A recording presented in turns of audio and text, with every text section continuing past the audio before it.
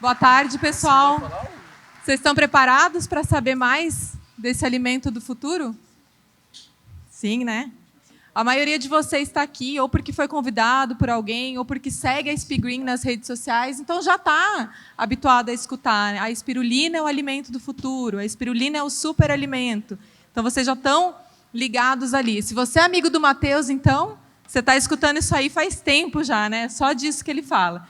Então, todo mundo aqui já escutou, já sabe que a espirulina é o alimento do futuro, que vai realmente revolucionar a forma que se trata a alimentação e a suplementação alimentar. Mas, de fato, quantas pessoas que estão aqui são capazes de falar com precisão o que é a espirulina? Então, é muito fácil. Você conhece a espirulina? Ah, eu conheço. Ah, o que ela faz? Ela é boa? Ah, é ótimo, eu consumo, ela é maravilhosa. Tá, mas o que ela é? Então, o que eu vim fazer aqui hoje não é falar dos produtos da Spigreen, porque outras pessoas vão falar com muito mais com qualidade aqui dos produtos, né? Pessoas que participaram do processo de criação da Spigreen, mas eu vou falar da espirulina organismo, porque a espirulina é um organismo, é um ser vivo, assim como nós, assim como as plantas, os animais, ela é um ser vivo. E antes de eu começar, eu queria agradecer ao Reinaldo, ao Matheus, à Eliane, pelo convite, dizer que eu estou muito feliz de estar aqui com vocês, né, de passar essa tarde aqui com todos vocês, e para a gente poder falar um pouquinho mais sobre a espirulina. Então, aqui, né, só para ter meu nome.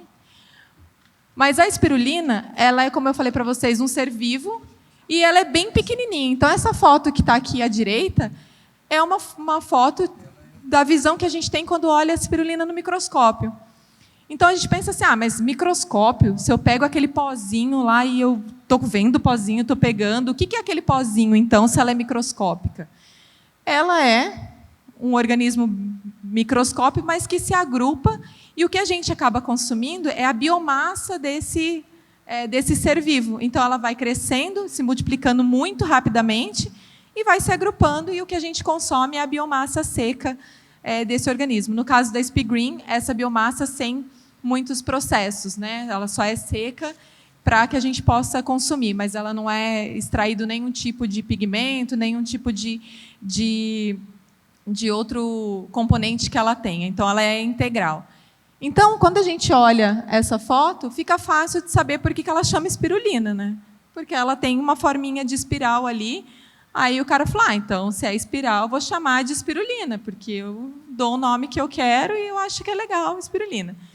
Aí a comunidade científica vem e fala, não é assim, você não dá o nome, né? Você tem que ver várias características dela. Então, o nome científico da espirulina, né, dessa que a Spigreen produz, é artrospira. Então, se alguém tiver, né, curiosidade de procurar alguns estudos, eu vou digitar no Google, eu quero saber. Então, você vai achar muito espirulina, porque é o nome comum dela, o nome comercial, mas o nome dela mesmo, né, o nome do gênero dela é artrospira. Então, se você colocar lá, você vai saber também que é esse o nominho dela. E aí, como é que surgiu esse interesse na espirulina? Começou porque, desde lá do século XVI, durante a colonização, os europeus, os espanhóis, viram que os astecas eles consumiam uma coisa verde que eles tiravam de uns lagos. Porque o habitat da espirulina é lagos bem alcalinos, né, com uma concentração muito grande de sal, né, com uma salinidade enorme, e com temperaturas altas. Então, isso tem em poucas regiões do planeta. Tem que ser um lugar muito quente e tem que ter essas características específicas. E aí ele cresce muito bem, porque nada mais cresce nesses lugares. Então, poucos tipos de plantas e de algas vão crescer aí. Aí você pensa, então ela é verdinha, né, que a gente viu na foto anterior, ela cresce em lago, então ela é uma alga. Ela é chamada de alga verde, ou alga azul, alga verde azulada. Então, ela é uma alga. Aí está mais ou menos errado. Porque, na verdade, a espirulina ela é uma bactéria. E aí a gente, né, ao longo de muito tempo, lá falando de doença, a gente lembra de bactéria como uma coisa ruim. A gente tem bactérias que causam doenças, então a gente fica pensando, é uma bactéria, então não é bom. Agora até que está mudando um pouco esse conceito, porque a gente já sabe da microbiota intestinal, que a gente tem bactérias boas no nosso organismo, que a gente precisa das bactérias. Mas essa bactéria aqui, ela é bem diferente, porque ela é uma bactéria que pertence ao grupo das cianobactérias, que é uma bactéria que é chamada de bactéria fotossintetizante. Tá, mas o que é isso, né? Que faz fotossíntese. Tá, mas o que é isso? Que transforma CO2 em oxigênio, assim como as plantas. Então, é muito fácil de achar que ela é uma planta. Então é uma alga. Ela não é nem uma alga e nem uma bactéria comum. Por isso que ela é uma cianobactéria. E por ser uma bactéria, ela tem um crescimento muito rápido, então é mais ou menos fácil de cultivar. Então, você consegue cultivar com pouca área, né? Você vai ter uma quantidade de biomassa, ou seja, uma quantidade de bactérias crescendo ali muito rapidamente, e você consegue coletar isso e com inóculo, né? Devolve um pouquinho lá no meio de cultura, ela cresce de novo, você coleta. Então, essa é uma característica das bactérias. Uma microalga que seja uma planta não vai crescer com essa velocidade. E aí a gente tem os inúmeros benefícios da espirulina. Aqui, essas são ilustrações, tá? A partir dos relatos dos espanhóis, quando eles vieram aqui durante a colonização. Então, aqui são ilustrações, mas aqui são fotos de uma tribo na África, dos Canembu, né, lá na República do Chad, que até hoje consomem espirulina. E lá pela década de 60, isso despertou o interesse dos pesquisadores. Porque tinha os relatos lá do século XVI, mas ninguém deu muita bola para isso.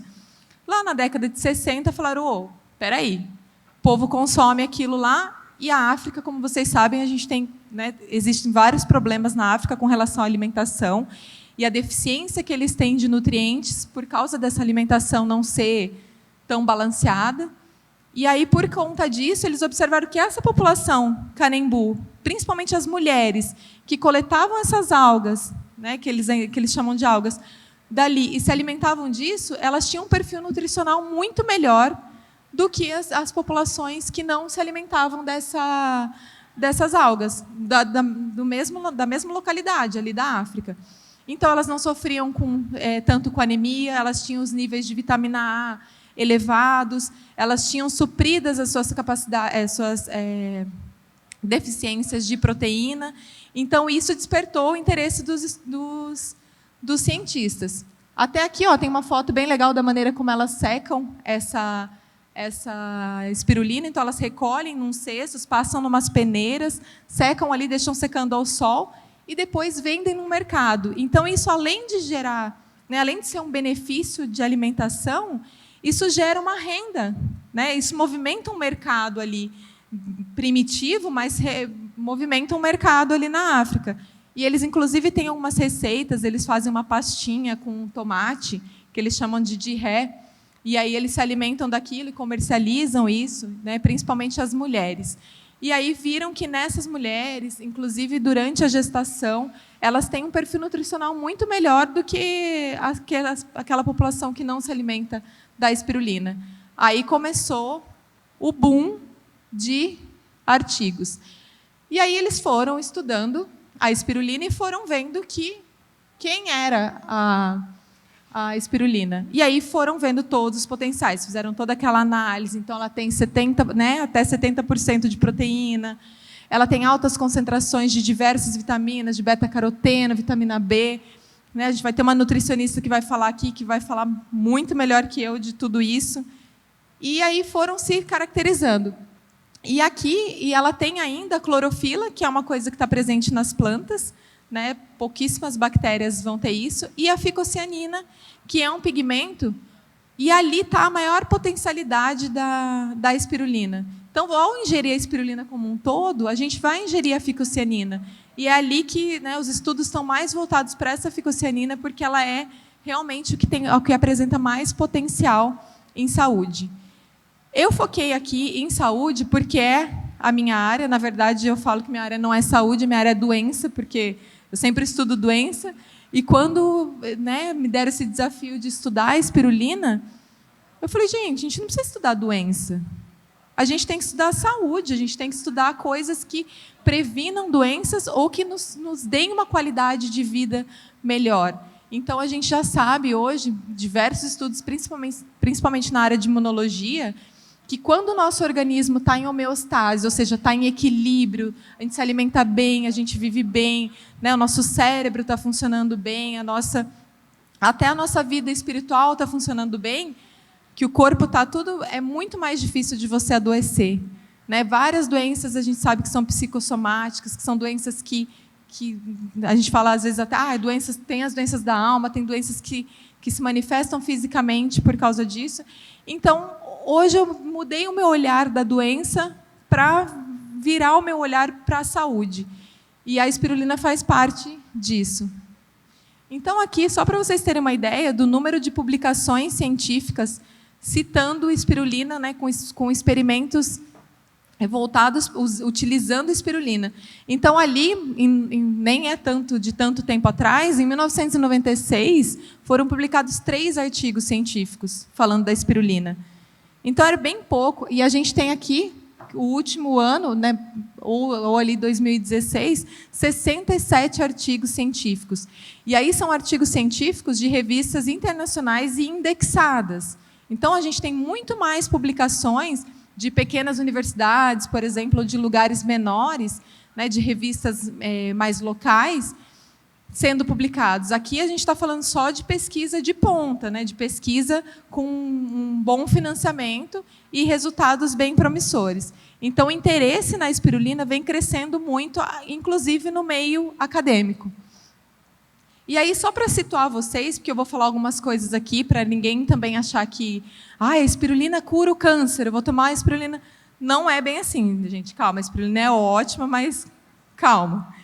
Então, a gente tem alguns... Né, para se fazer ciência, a gente faz testes in vitro, que a gente chama, que são aqueles testes que a gente faz no laboratório, não utiliza nem o organismo vivo, então a gente pode utilizar células humanas ou células de algum animal, mas não um organismo inteiro. Então, a gente vai utilizar, eu quero utilizar uma célula do fígado. Então, a gente chama in vitro porque a gente faz tudo ali no laboratório. Ou a gente pode testar em animais, normalmente a gente testa antes em animais tudo que a gente vai testar em humanos depois, e os estudos em humanos, que podem ser de intervenção, ou seja, eu faço uma intervenção naquele indivíduo, eu aplico, ou eu dou espirulina para ele tomar e vejo o resultado, ele tem uma doença, eu vou avaliar, ou então só testes observacionais. Eu vou lá, eu vou observar e anotar o que está acontecendo e ver se tem alguma diferença ou se tem alguma coisa relevante. Então, algumas organizações, a partir dessas pesquisas que foram sendo divulgadas, foram validando a espirulina como um bom alimento.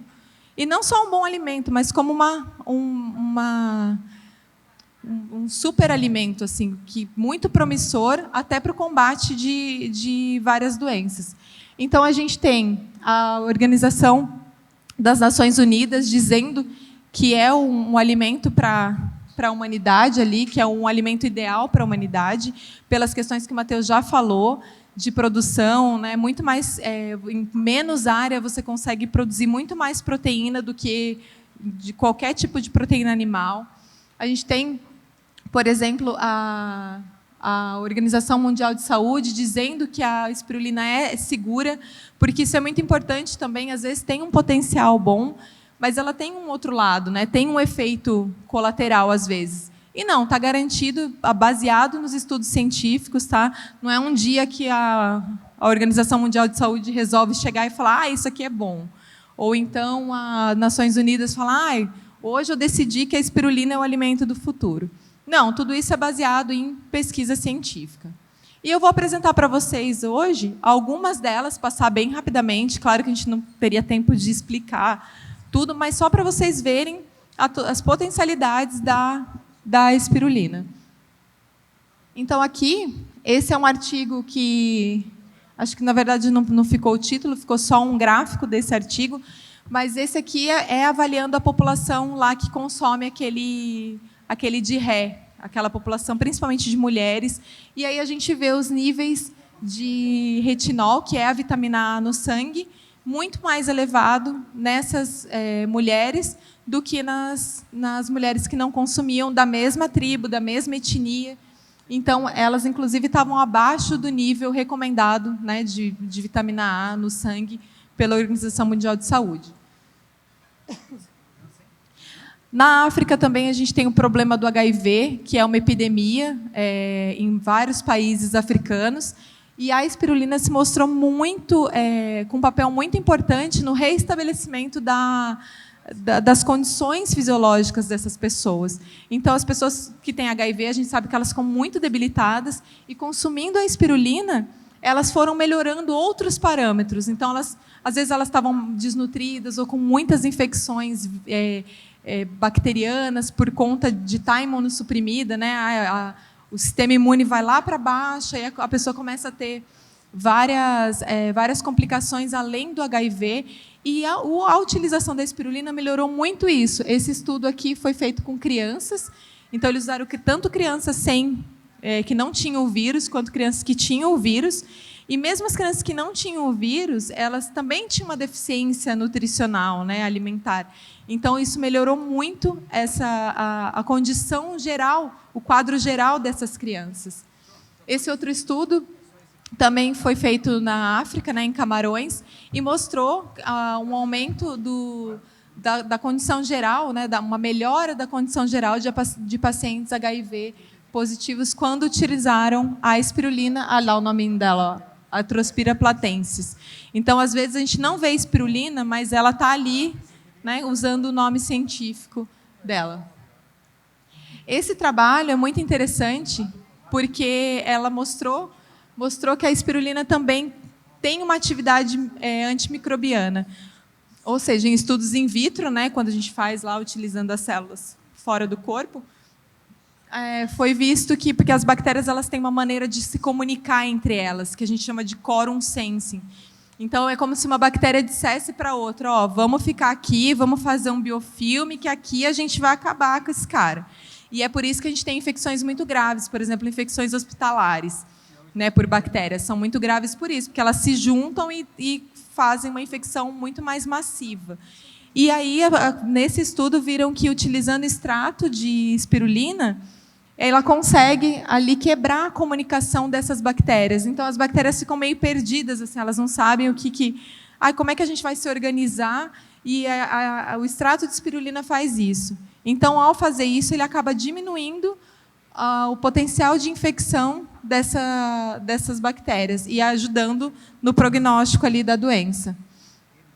Também tem ação antiviral, ou seja, né, ela tem lá uma ação contra as bactérias, né, e também contra vírus. Nesse caso, são 2 vírus entéricos, o mais conhecido deles ali é o rotavírus. Pensei que tinha passado. O rotavírus, que eu acho que a maioria de vocês conhece, e ela se mostrou capaz, in vitro também, né, em estudos em laboratório, ela se mostrou capaz de matar esses vírus, de impedir que esses vírus se infectem as células. Um vírus ele não tem capacidade de viver fora de uma célula. Então, o uso da espirulina faz com que esses vírus não consigam entrar nas células do hospedeiro, e uma vez que eles não conseguem entrar na célula, eles não conseguem a doença não vai para frente. Então, acaba prevenindo essa doença nas pessoas que, né, quando utiliza ali a espirulina.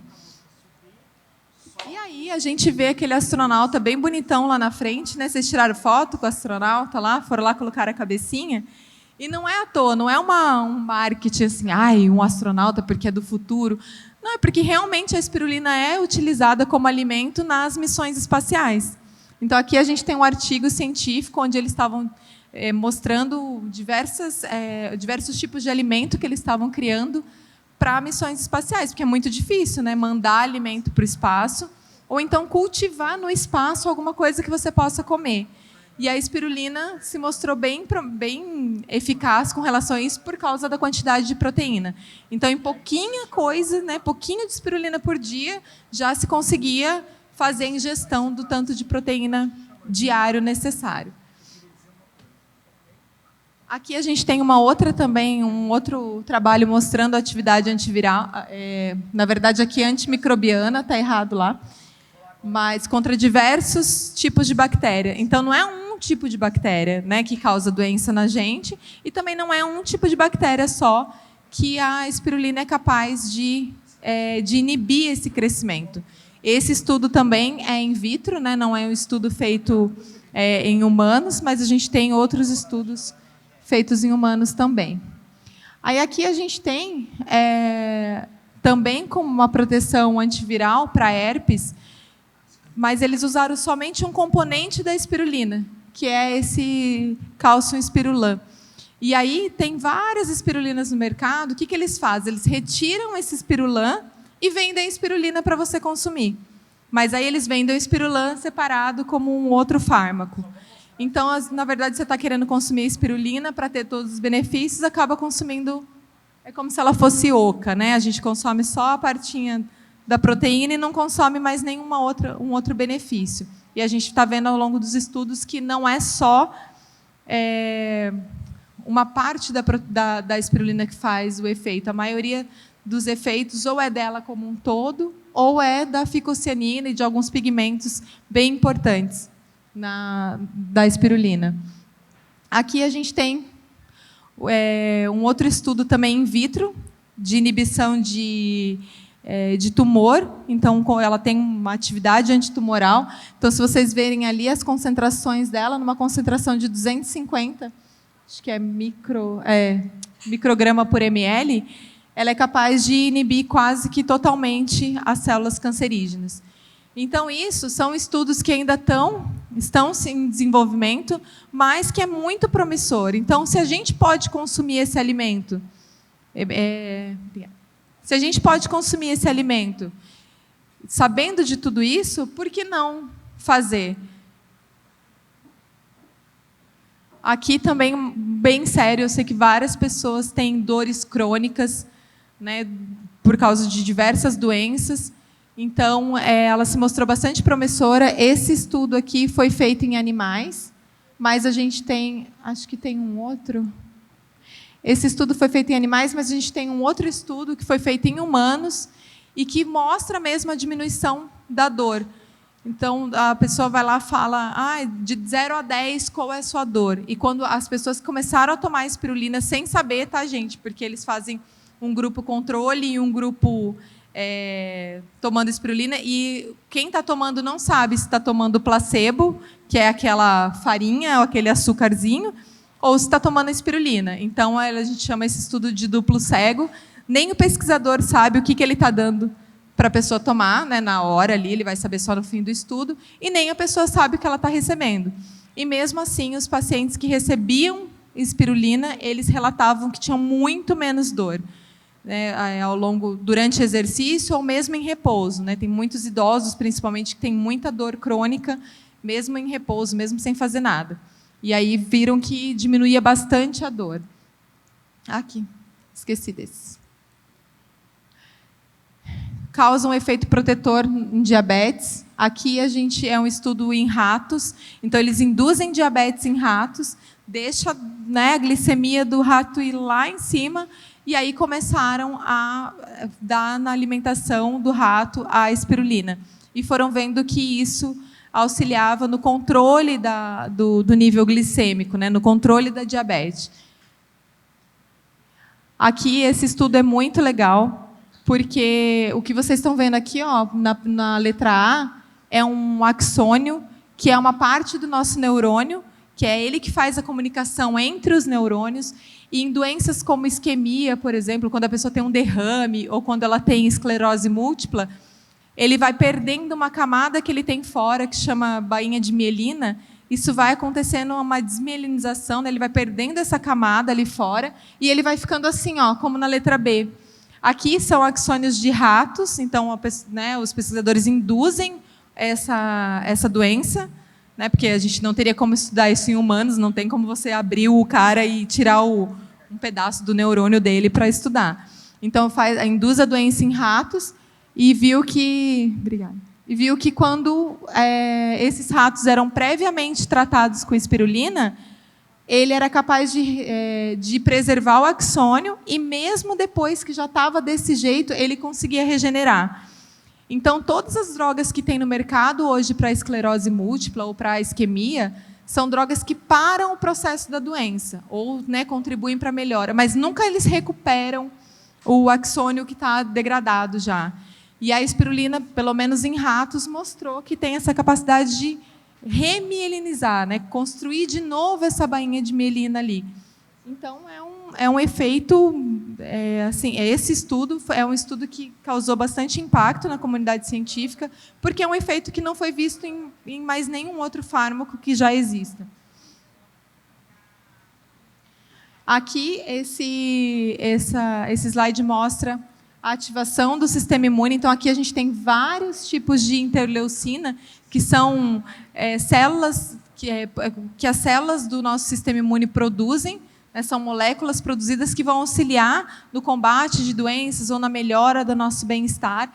Então, ele mostra que algumas moléculas pró-inflamatórias são suprimidas, né, porque não é muito bom ter muita inflamação, e as anti-inflamatórias são elevadas. Então, isso tudo pelo consumo de espirulina. E isso aqui é em humanos. Aqui também é um outro estudo, mas falando a mesma coisa, né, na produção de citocinas pró-inflamatórias, que ele ajudava a diminuir essa produção, tinha um estímulo ali, mas essa produção não era tão elevada a ponto de prejudicar todo o sistema, né, todo o organismo. Esse trabalho é muito legal porque ele mostra pessoas fazendo atividade física e consumindo espirulina.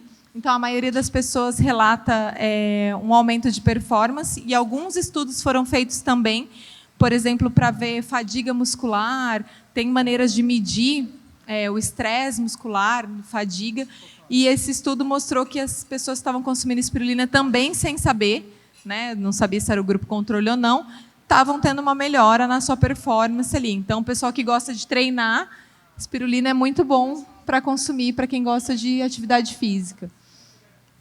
Esse aqui é muito legal porque é uma ativação do sistema imune também de pacientes HIV positivos. E aqui aumentou muito o índice das moléculas de CD4, que é quando a pessoa tem HIV, duas coisas são fundamentais: que a carga viral, né, a quantidade de vírus esteja baixa, e que a quantidade dessas moléculas CD4 dessas células CD4 esteja alta. Que quando começa a cair essa célula CD4 e aumentar a carga viral, o paciente fica cada vez mais imunodeprimido. E aí viu que no consumo da espirulina, isso também foi em camarões, o consumo da espirulina aumentou. E esse teste aqui foi feito em humanos, também no sistema de duplo cego. E eu vou acelerar aqui. Esse trabalho é muito legal, porque a espirulina com whey... O whey já tem um potencial bem grande, ele já traz vários benefícios para a saúde. E aí, quando misturaram o whey com a espirulina, eles viram que ele tinha um efeito protetor, e a espirulina dava um boost, assim, um aumento no efeito do whey. E aí isso foi comprovado por um outro trabalho que foi feito em seguida, que mostra que eles têm uma ligação covalente lá, a nível de molécula, que eles interagem, e a espirulina faz com que a biodisponibilidade do whey seja maior. Então, é como se você pegasse um whey, a espirulina triturasse o whey para você conseguir absorver tudo. Então, muito legal essa interação dos dois. E aqui, com relação ao controle de peso, também foi feito em humanos e viu a redução dos níveis de obesidade em humanos. Aqui o trabalho que eu falei para vocês, mostrando a espirulina com whey, que eles fazem essa ligação, né, e um aumenta o potencial do outro. E aqui a gente tem trabalhos voltados para a terceira idade, mostrando a suplementação diária de espirulina na fase da terceira idade ali para os idosos, como melhorou todos os aspectos, né, principalmente os aspectos imunológicos desses idosos. E aqui, esse trabalho é muito legal, é um trabalho até não é tão antigo, bem recente, mostrando os potenciais da espirulina como antioxidante quando utilizado como creme facial. Então, ele tem um potencial antioxidante muito grande, ele tem efeitos antioxidantes para usar como máscara facial. E aí, o Matheus falou para mim, então você vai ficar incumbida de falar que a SP Green também vai ter uma linha de cosméticos. Também vai ter uma linha muito legal, né? E aí vai ter máscara facial, tudo à base de espirulina.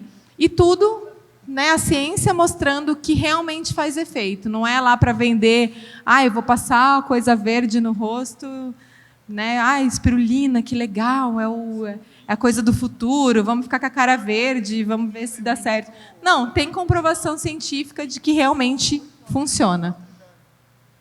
Aqui também é para a terceira idade, é só aumentando os níveis de células de eritrócitos, né, de glóbulos vermelhos. Estão melhorando a condição geral dos idosos quando eles ingeriam espirulina. E, então, esse alimento tão poderoso, com tantas potencialidades, que é o alimento do futuro, na verdade, está disponível para a gente agora. Está disponível aqui, a gente pode consumir a qualquer momento. Então, era isso que eu queria falar para vocês. Não percam a oportunidade de vivenciar, né, a experiência que é consumir um alimento desse. O quão privilegiado nós somos de poder consumir algo que pode trazer tantos benefícios. E aí a gente não está falando assim, no marketing, né? Eu trabalho para a SP Green, eu não trabalho, tá, para a SP Green. Mas assim, eu quero vender o produto é bom. Não, aqui eu estou falando de trabalhos científicos, da comunidade científica que não ganha nada para fazer propaganda e está afirmando que a espirulina é realmente um alimento muito completo e que é excelente para o consumo humano. Tem outras diversas aplicações, mas para o consumo humano é excelente. E eu agradeço a vocês pela paciência de ficar ouvindo um monte de coisa. Eu sei que às vezes é chato, mas para vocês verem mesmo, terem um respaldo científico. Quando alguém perguntar para vocês o que é espirulina, vocês já vão saber um pouquinho mais, além do que ela é boa. Beleza? Muito obrigada, gente. Uma salva de palmas para a doutora Grace Brisa. Antes de mais nada, doutora Grace, por gentileza, queremos relatar a vocês um breve currículo. Doutora Grace é licenciatura em Ciências Biológicas pela Unifo e bacharelado pela UEM. Mestrado em Ciências da Saúde pela UEM e doutorado em Biotecnologia e Biociências pela Universidade Federal de Santa Catarina. Muito obrigado, doutora Grace. Mais uma vez, uma salva de palmas para a nossa doutora Grace Brisa, que faz parte da equipe técnica da SP Green.